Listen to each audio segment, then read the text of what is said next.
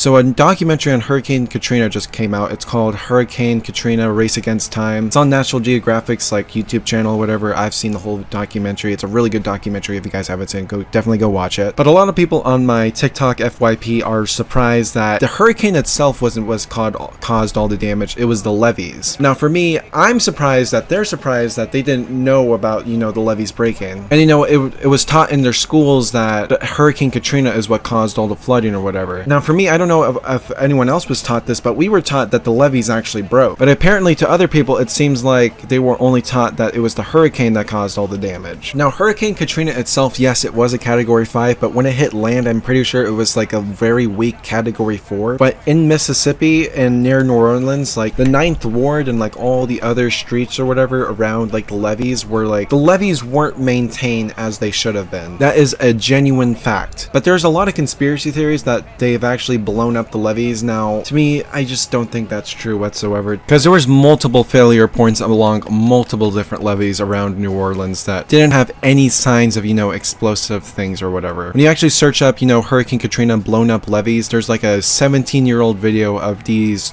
of this elderly couple being interviewed and supposedly like seeing people seeing a helicopter like lowering down explosives. I don't know if that's where people are getting their information from. At least I don't think so. Like in the whole entire documentary, like they did not mention one time about the levees being blown up. Dude, it's so sad to what happened in those people in that fucking documentary. Like it will literally change your view on Hurricane Katrina if you like don't know any knowledge about Hurricane Katrina. Now me, I've read a whole bunch of articles and a whole bunch of, you know, things about what happened inside, you know, the Superdome and, you know, the convention center and everything. I already knew all this knowledge before going into the documentary. The only thing is like there wasn't a lot of, you know, personal hand accounts of what was happening, and there's actually now a whole bunch of video inside the Superdome, and this was actually the first time where I seen like extensive video inside the Superdome, so that gave me like a whole different perspective on the situation. Like, dude, I know it was bad, but I didn't know it was like that bad. Like the part where they talked about like people who were getting shot inside, like, I don't know, like in the West Bank area, that is what surprised me. I knew there was like people who supposedly shot looters. I didn't know if they had any merit to them, but like seeing like direct evidence, and there were police officer twos, by the way. But yeah, I thought it was just common knowledge that the reason why Hurricane Katrina was so deadly was because of the levees failing.